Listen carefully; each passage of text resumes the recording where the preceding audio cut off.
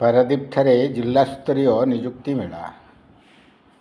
ପାରାଦୀପ ସରକାରୀ ଶିଳ୍ପ ତାଲିମ ପ୍ରତିଷ୍ଠାନ ପଛପଟେ ଥିବା ପଡ଼ିଆଠାରେ ଏକ ଜିଲ୍ଲାସ୍ତରୀୟ ନିଯୁକ୍ତି ମେଳା ଅନୁଷ୍ଠିତ ହୋଇଯାଇଛି।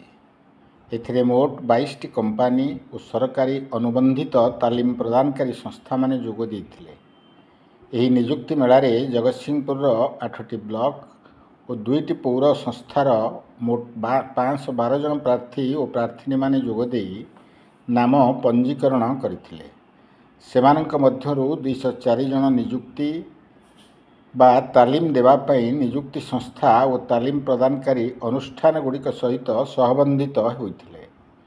ଏହି ନିଯୁକ୍ତି ମେଳାକୁ ସରକାରୀ ଶିଳ୍ପ ତାଲିମ ପ୍ରତିଷ୍ଠାନର ଅଧ୍ୟକ୍ଷ ଶ୍ରୀ ପ୍ରମୋଦ କୁମାର ସାମଲଙ୍କ ପୌରୋହିତ୍ୟରେ ଆନୁଷ୍ଠାନିକ ଭାବେ ଶୁଭ ଉଦ୍ଘାଟନ କରି ଏହି ମେଳା ଆୟୋଜନର ଆଭିମୁଖ୍ୟ ବାବଦରେ ବିଶଦ ବିବରଣୀ ଦେଇଥିଲେ।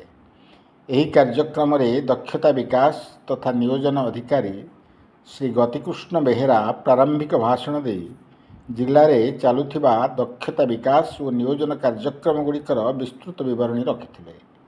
ଏହି କାର୍ଯ୍ୟକ୍ରମରେ ଜିଲ୍ଲା ଦକ୍ଷତା ବିକାଶ ତଥା ନିୟୋଜନ ଅଧିକାରୀ ଶ୍ରୀ ଧର୍ମାନନ୍ଦ ବେହେରା ଓ ଜିଲ୍ଲା ଦକ୍ଷତା ବିକାଶ କାର୍ଯ୍ୟାଳୟର ଜଗତସିଂହପୁର ଓ ସ୍ୱତନ୍ତ୍ର ନିୟୋଜନ କାର୍ଯ୍ୟାଳୟ ପାରାଦୀପର ସମସ୍ତ କର୍ମକର୍ତ୍ତା ଉପସ୍ଥିତ ରହି କାର୍ଯ୍ୟକ୍ରମକୁ ସୁରୁଖୁରୁରେ ସଞ୍ଚାଳନ କରିଥିଲେ। ପାରାଦୀପରୁ ପୁରୁଷୋତ୍ତମ ଶତପଥୀଙ୍କ ରିପୋର୍ଟ, କ୍ରାନ୍ତିଧାରା ପ୍ଲସ୍।